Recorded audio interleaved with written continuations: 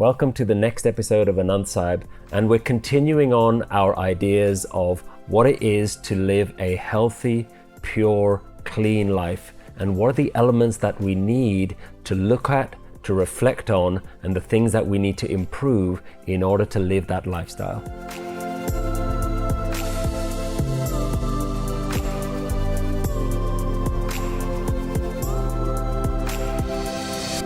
Verse 20 of Anand Sahib starts by Guruji saying, "Inwardly clean and outwardly clean and inwardly clean by performing the Guru's actions.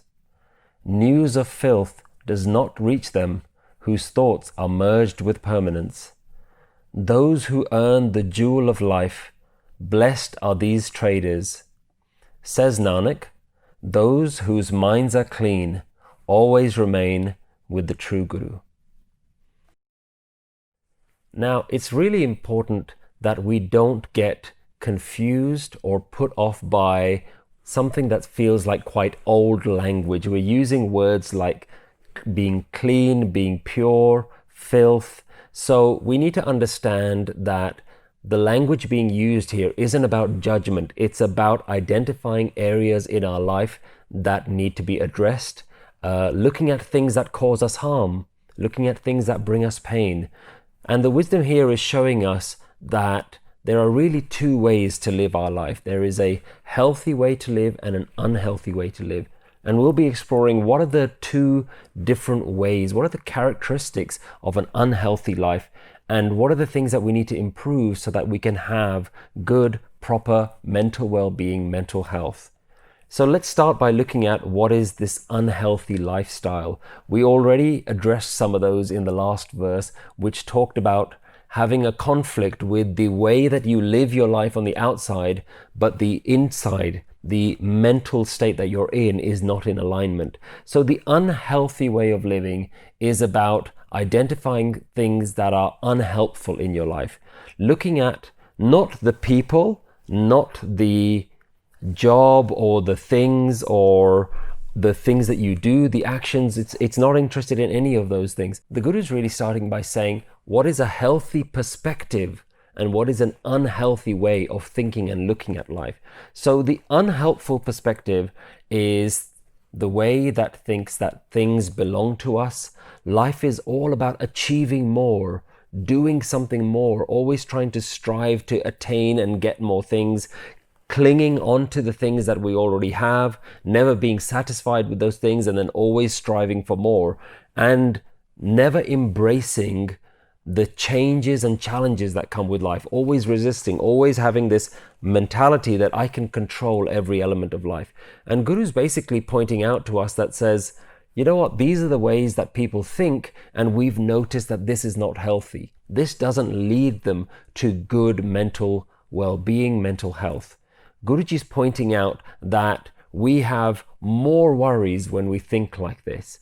When we have this frustrated, agitated, always active mind, then it leads to this unsettled feeling inside of us. And we already heard a few verses ago about how without stillness and tranquility, worries never leave. So Guru is constantly trying to make you aware of the way that you think can massively impact how you feel about life and how your entire life will turn out. So we all know that we want balance and harmony in our life. And the way that we do it is we think we need to solve all the problems in our life. We need to sort our relationships out. We need to sort our finances. We need to make sure that if there are any desires and hopes and dreams that we have, that we need to fulfill all of those. We need to have a healthy body.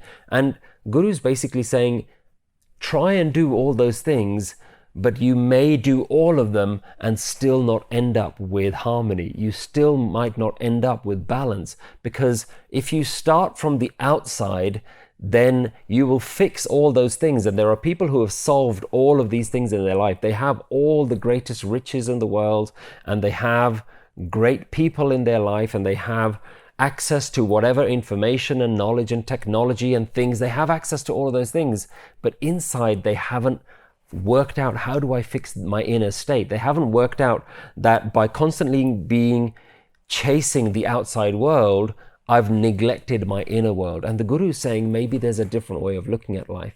If you want your world, your life to be blissful, then maybe you need to start by having a blissful mind.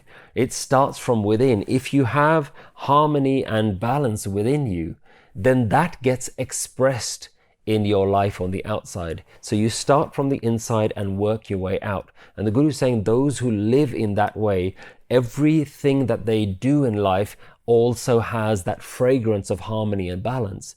Every action that they take, every conversation that they have, the way they speak, the way they act, the people that they interact with, all of these things seem to have a lot more calmness, a lot more tranquility. And that's because they're coming from that place from within. So it boils down to a very simple formula. If you want a good outer life, then that starts with a good inner life, a good state of mind. So well-being comes from understanding your mind, understanding the things that are weighing you down, the problems that are weighing you down, and learning how do you deal with those thoughts, not dealing with the actions that you're thinking about, not dealing with the things that you're thinking about, but dealing with the actual thoughts themselves. So freeing ourselves from what weighs us down. And this is what really we all want. We all want betterment in our life. Take the example of if you want a very clean house, if you want your house or your room to be completely spotless, that isn't something that you do just once. It's something that you have to maintain and sustain. You have to make the effort to clean that house, but then you also have to make the effort to sustain that, to keep that clean. So in the same way, we need to think about what are the actions that we're taking to detox our mind? What are the things that we are doing to cleanse ourselves from the toxins of selfish thinking, the toxins of always worrying about myself, my I amness, my never-ending desires that I never seem to acknowledge. We're always looking at our desires and thinking, oh, well, this is something more that I have to achieve. If you've bought something that you really enjoy, after a while, it loses that enjoyment. A thought comes in your head, well, now I need to buy something else. There's something more. Now I'm interested in that. My friends have that, or there's something else that's new that's come on the market. That's the thing that's going to give me happiness.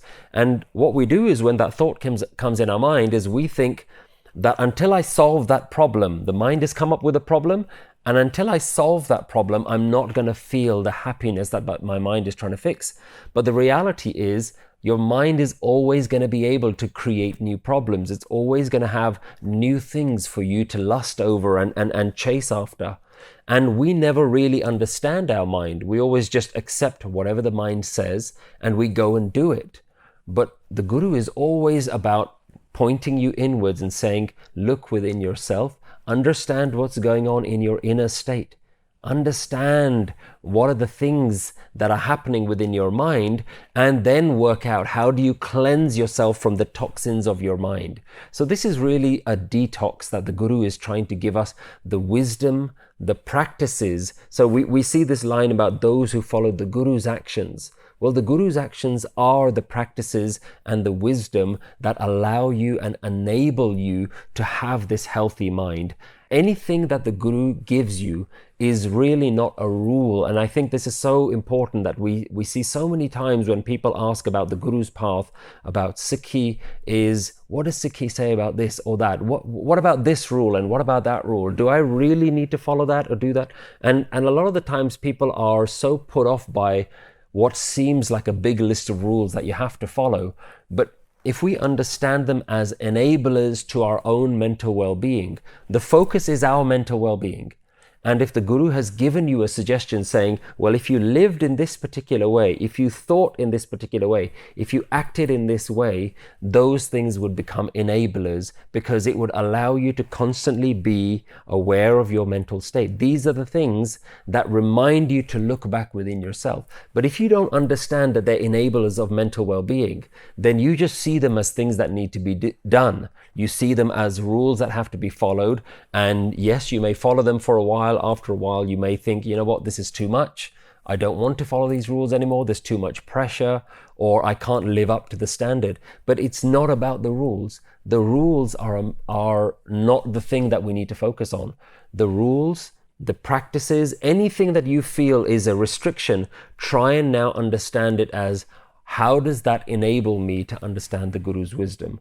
So we want to reach a state where there is no conflict between our inner state and our external life and our outer actions. There needs to be this absolute balance and harmony. And Guru is constantly pointing to those people who manage to reach that harmony, those people who have perfected their inner state, and as a result of that, they've perfected their worldly and daily life as well. And so Guru is really talking about these people here, saying, koorh ki soy pahuchai naahee, mansaa sach samaanee. So those people, the news of filth does not reach them. Those whose thoughts are merged with the permanence. The ones who are always aware of this divine perspective, that life is really not about me. I'm only here for a short period of time. Go back to your understanding of the analogy of the wave. When the wave understands, hey, I'm just a wave. My life is really not that important. Let me just enjoy being a wave. Let me enjoy being connected to this vast ocean, and let me be in awe of how huge the ocean is and how small and insignificant I am. So those people who have this divine perspective, their daily troubles don't seem to weigh them down. The things that you go through in life that seem so serious, so tragic, so huge a burden on our life, it's only the perspective that's stopping you from realizing that these things aren't that big, that important. And I'm sure there's those of you that are thinking, this guy doesn't know what I'm going through. He doesn't know the people in my life that are ill, the health problems that I'm having to deal with in myself, or I'm dealing with the death of a loved one, or I'm dealing with financial troubles, or I'm not able to help my children pass their exams. There are so many things that people are going through. But go back to your understanding, because no one here is trying to judge your life. The Guru is only trying to make your life better. And go back to your understanding of the wave. Understand that no matter what, there is a small, finite amount of time that you're here. And if you take life so seriously that everything becomes a problem, everything weighs you down, and you feel that you have to solve all of these various things, the Guru is saying, we've been there, we've tried it, and we have seen people who have failed miserably because they've constantly tried to fix the outside world in order to make themselves feel better. And the Guru is saying, that's a never-ending game. That's a game that you're never going to win.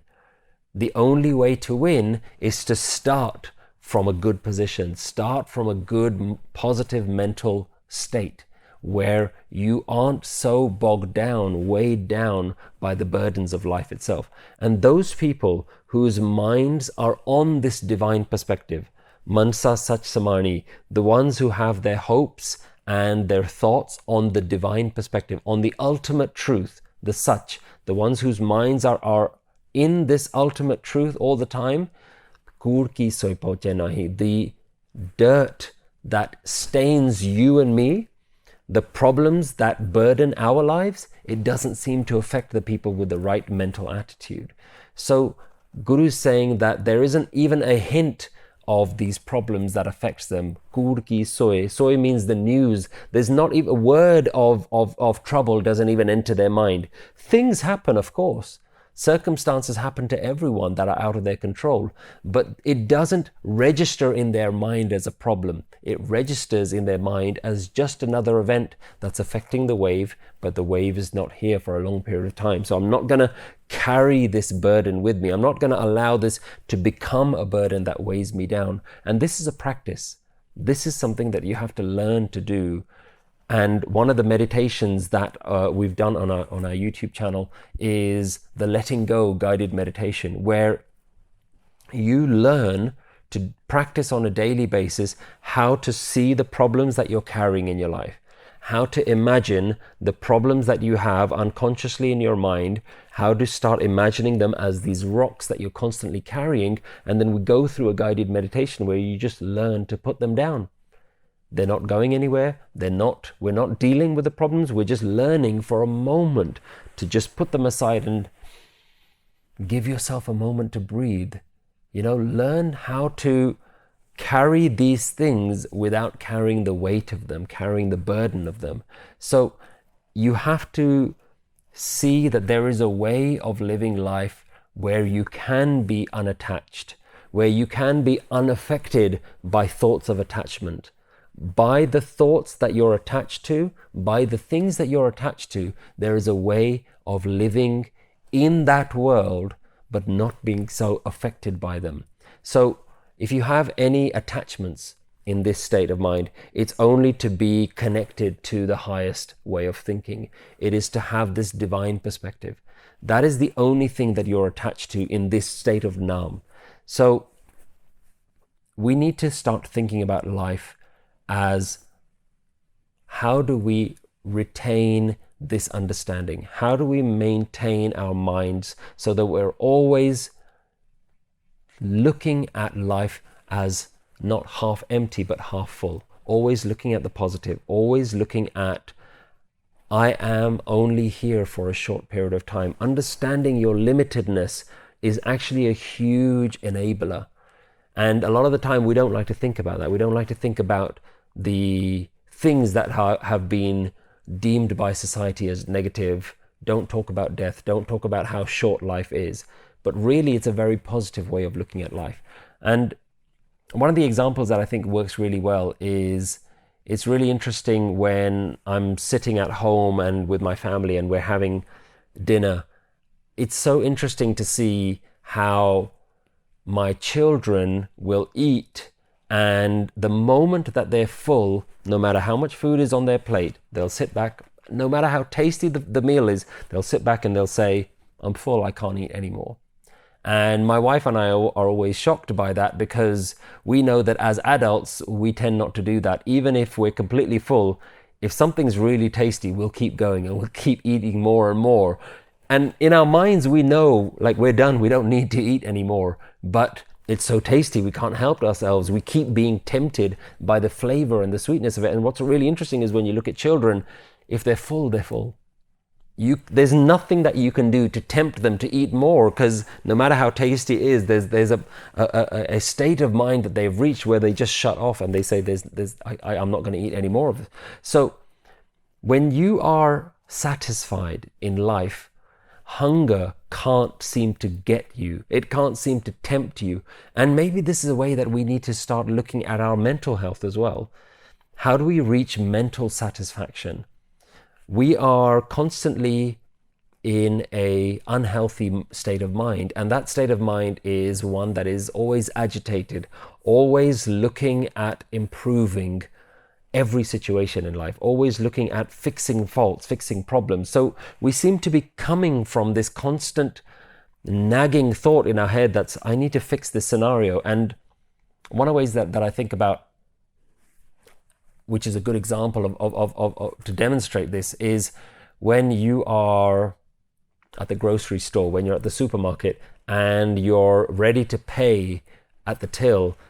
Even if you go and stand at the back of a queue, you'll notice that your mind isn't still, isn't relaxed. You're always looking at all the other tills. You're looking at, why is that person got so many things in their basket? They're not supposed to be in that lane. Or why can't they open more tills? There are so many people just sitting around doing nothing. The staff aren't doing anything. So your mind is constantly, even when you've done your shopping, you're just standing there, you're waiting to pay, your mind doesn't know how to just stay still. Your mind doesn't know how to just be satisfied. Even if you're not late for anything, you're trying to find a way that how do I beat the queues? My wife has a really bad habit of, when we're driving, whenever she's driving, she's always driving like she's late. And I have to remind her, we're perfectly on time. You don't have to overtake other cars. You don't have to go in the fastest lane. You can just drive at a normal speed, but she's gotten into the habit of always increasing that speed and driving a little bit faster. And I think it's not for me to pick on my wife, but it's for me to just notice that our mindset is always doing this. We're always finding ways to not be relaxed in the moment, but to fix a problem, solve something. Even if there's no problem, how do we make life slightly better, improve the situation? And I have to remind myself not to do that on a daily basis because I'm doing it all the time. And there are a handful of questions that I ask myself at any time when I notice that I'm being frustrated or agitated.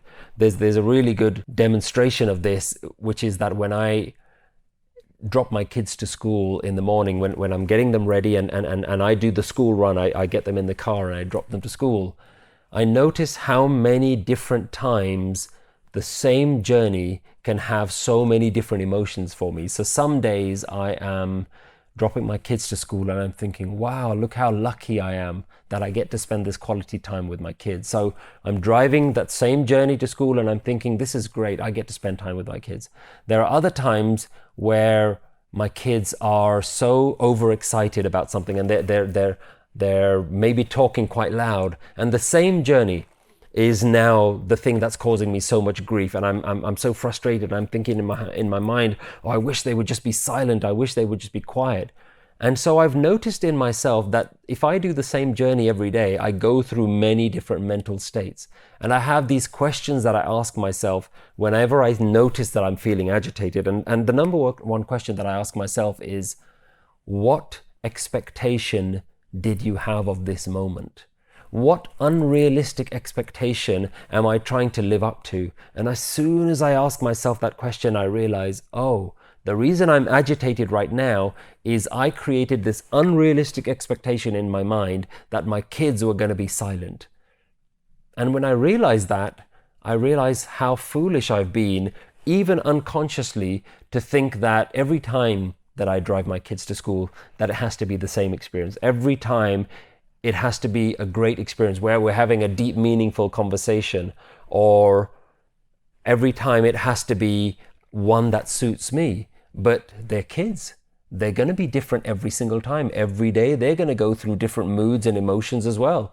But my mind doesn't seem to understand that. So I ask myself this really important question. What am I resisting right now? And I realize that if I become conscious that I'm resisting the way life is right now, then the problem isn't life. The problem is my resistance. And as soon as I realize that, I can step back and think, oh, if I just let go of this unrealistic expectation that I've got in my mind, if I just let that go and I just accept life as it is, then all of a sudden I don't need to silence my kids, or I don't need to get rid of the traffic, or I don't need to fix some external problem, because I've let go of the thing within my mind that saw it as a problem. So ask yourself these questions. Ask yourself questions like, what expectation do I have of this moment? What is it that's causing me stress? What part of reality am I resisting? What am I not accepting right now? What grace do I have at this moment that I'm forgetting? And that is such a huge question, because you realize at every moment that you're agitated and you think that there is this big problem in your life, you're forgetting hundreds of blessings that are happening to you simultaneously at that very moment. There are so many blessings that are happening in your life, and we're just oblivious. We're just completely ignoring the fact that our body is healthy. We're breathing. I'm driving a car. I have money in my wallet. I have clothes. I've just eaten a great breakfast. I have a family. I have so many things. So why am I going to focus on this one negative thing? And this is a wisdom that really needs to be spread all over the world, because every man, woman and child goes through this. Do you see how this wisdom isn't about a religion anymore? And the people who are worried about Sikhi and there being rules and things, it isn't about that. It's about this underlying wisdom that's there for your benefit. So Guruji uses this word mansaa. Where are you placing your hopes and desires? The ones who place their hopes and desires on the ultimate way of thinking, this ultimate truth, they don't seem to have the problems impacting their life the way you and me do. So if you have your mind on this wider perspective, accepting this very moment as it is, because remember, that's what Naam is. We've seen time and time again in Anand Sahib that accepting hukum, accepting parna, accepting life as it is in that very moment is Naam. That is your meditation. That is your realization. That is your awakening. So those who stay in that state and don't have their mind on trying to fix problems, on trying to earn more money, on trying to get fame or material success or fix anything that they feel is broken in that particular moment, those are the people who seem to be in a comfortable state of mind. They are in Naam, and this is the healthiest, purest way of living. And this is what Guru means about being jee-ahu, being clean within yourself, being jee-ahu and baahrahu. Those are the people who are the healthiest, the ones who never forget in their mind their ultimate form. They realize that I am part of the unlimited universe. The universe is acting this story out. This is what is happening. No matter what happens to this particular character, the universe is in tranquility. And I can also tap into that tranquility. I don't have to focus on the one thing that is negative when there are millions of things that are happening right now which are positive. So this is the healthy way of looking at life. This is not being distracted by small temporary things that are always going to happen. It's so surprising to me that we can make a problem out of anything. We can make a problem out of just the weather. Oh, it's too hot today. There's too much sun. You spend your whole life thinking about having nice weather, and then the day that it's really sunny, you're worried that it's too much sun. And when it's not sunny, then there's too much rain. We can make a problem just out of what the clouds are doing, just out of what weather is doing. So we need to understand that this is a mindset, this is a practice, this is something that you have allowed yourself to do on a day-to-day basis, and you can untrain yourself. You can train yourself in a different way. You can unlearn this way of living life. And it just comes down to a very simple idea that a tranquil mind experiences a tranquil world. An agitated mind experiences an agitated world. If you want a life that is blissful, that is calm, that is joyful, it doesn't come by having this hugely unrealistic expectation that everything is going to be solved on the outside. My life is great only when I have lots of money and great family and great relationships and great friends and great food and clothes, and that isn't a great life. A great mind is a great life regardless of what's happening on the outside. And when you begin to understand this, Guru goes on to say, janam, ratan, jinee, khati-aa, bhalay se vanjaaray. Those who earn the jewel of life, blessed are these traders. So Guru is talking about a process of internal refinement. By using this analogy of a jewel, think about, if you know anything about how diamonds are mined, you go into these really deep, hot, dark places in caves, underground, and you do a lot of effort and you pull out a jewel, which is a diamond, but that diamond doesn't have value until it's been cleaned and smoothed out. So the Guru is saying that within you, within your life, there is this enormous diamond, but you have it rough at the moment. You don't know how to smooth it out. The Guru's teachings is a way of smoothing out the rough edges of your life. And more importantly, smoothing out the rough edges of your mind, of your thought processes, to reveal that within your mind, there is this diamond that's within you. And that diamond is the higher perspective. The diamond is the way of thinking that most people don't seem to have. Those who are connected with the truth, those who listen to this wisdom of the Guru, will have diamonds, rubies, pearls in the way that they think. And we need to start understanding now that the diamond of life is the awakened mind. I want to give you an example that's really personal to me. There was a time in my life where I was financially very stable and earning quite a lot of money. And then at one point, my finances changed drastically overnight. And even though my life was pretty much the same, I still lived in the same house and I had all my belongings with me and my food was the same and my clothes and all the things were around me, the very idea that I was no longer earning the same as I used to earn really bugged me for a while. And one morning I was reading Gurbani and this line came across, which was something to the effect of divine understanding is wealth. And that really struck me. It struck me because all of a sudden I was able to see that I had access to a wealth that I was unaware of. The Guru was giving me this way of thinking, this meditative lifestyle, this way of having tranquility throughout problems. And the Guru has given me that for years and years and years. I've had the blessing of having access to this wisdom and slowly trying to apply this wisdom to my life. And I'd forgotten all about it. And the Guru was saying to me that a way of thinking that brings you tranquility is the biggest jewel of life. If you feel like you don't have enough money in your life, well, what about all the wealth that you have in your thought processes? That which leads you to happiness, that which is really bringing you happiness in your life is already there. And when I understood that, I understood that how valuable this Guru really is in my life, how precious, how priceless this wisdom is. And I see so many people going through so much pain, and I realize if only you had this different way of thinking. It's not that my life is any different to anyone else's. It's not like the people who are hugely awakened in life don't have the regular problems that you and I have. They have exactly the same problems, but they have a way of dealing with it, which is the wisdom.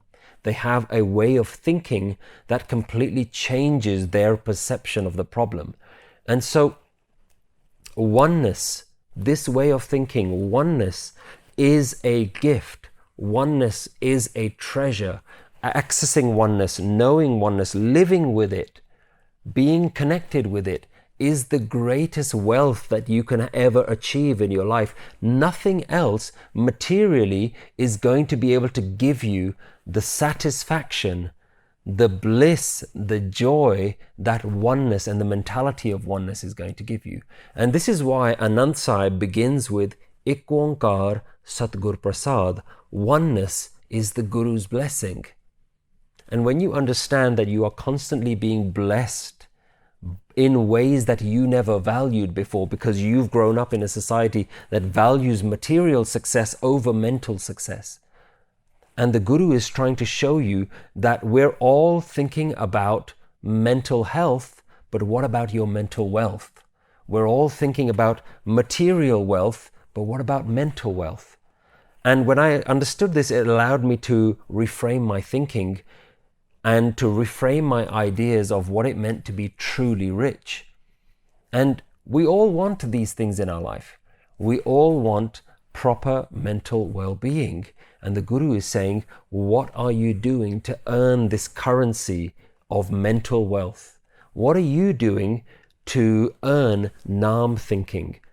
So let's go back to this idea, because Gurbani is very clearly teaching us here. The Guru is teaching us here that there are two ways of living. If you look at the previous verse and in this verse, the Guru is showing us that there is an unhealthy way of living. And the unhealthy way of thinking is me thinking. Let me just clarify that, just because I know we've talked about this before, but it comes up time and time again. And it's so important that we understand it.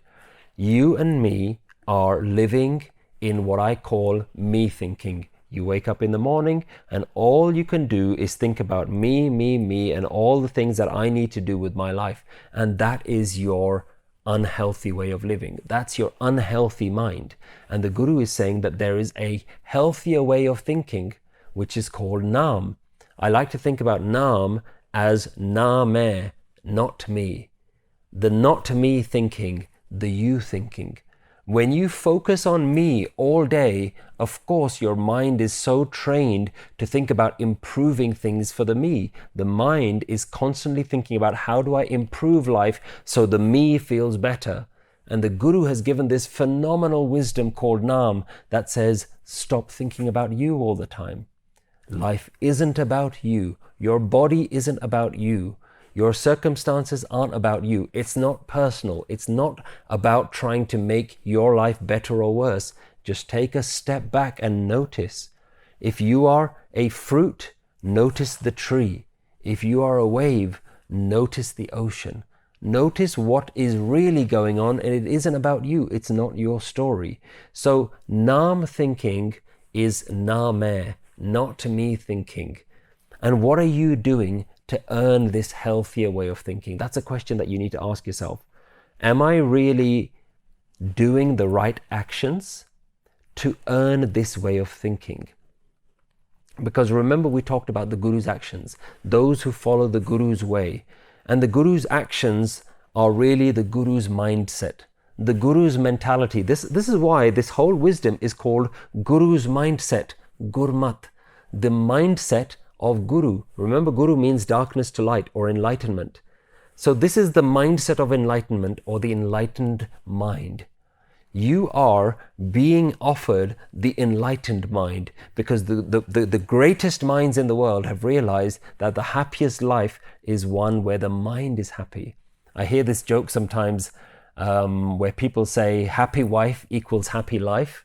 But in reality, I think it's about a happy mind equals a happy life.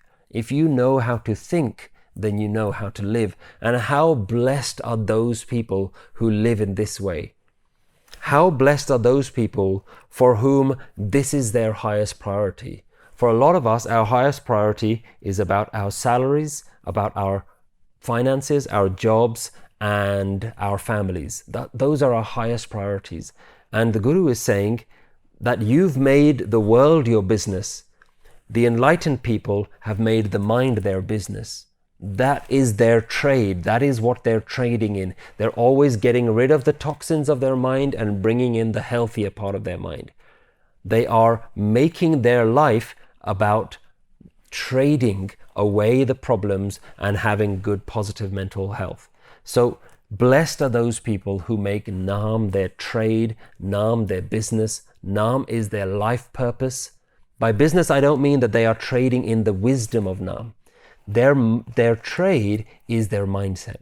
What they do, who they interact with, is always coming from the perspective of, is this going to improve my mental well-being? If it isn't going to improve and give me the higher understanding, then it's not worth doing. Then it's not the thing that is going to necessarily be the thing that I focus on. And there are things that you have to do which aren't going to improve your mental well-being.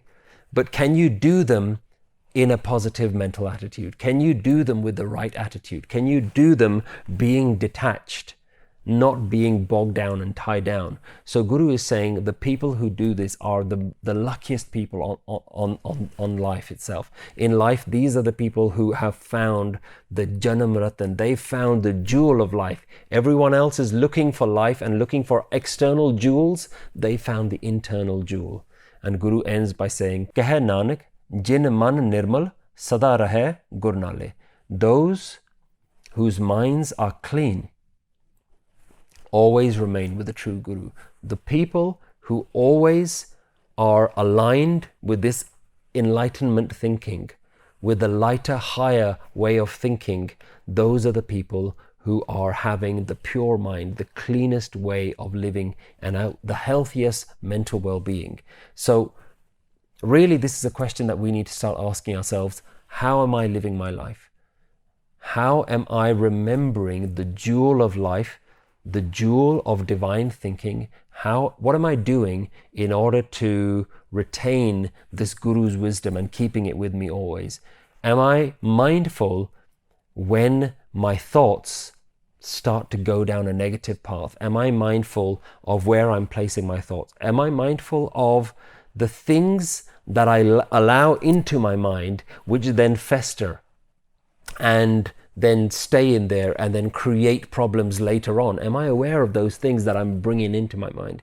So these are the things that are the enlightened way of thinking. These are the ways in which we are constantly refining our mind. Remember the analogy of smoothing away the rough edges of the diamond. The diamond is your mind. In Japji Sahib we hear, Mat vich ratan jawahar maanak jee-ahu gur ki sikh suni. If you listen to the one thing that the Guru has to teach you in life, your mind will begin to reveal rubies, diamonds and jewels only if you listen to that one message of the Guru. So the Guru is here trying to show you, you are looking at life in the wrong way. You're looking at life by trying to solve the outside and not trying to fix the inside. Once you fix the inside, all the outside problems will get solved. Answer these questions either by writing them down or discussing them in your groups. List 3 ways in which you have good mental wealth. What unhealthy perspectives or distractions do you have that need to be improved? How will you retain the divine perspective during your busy lifestyle?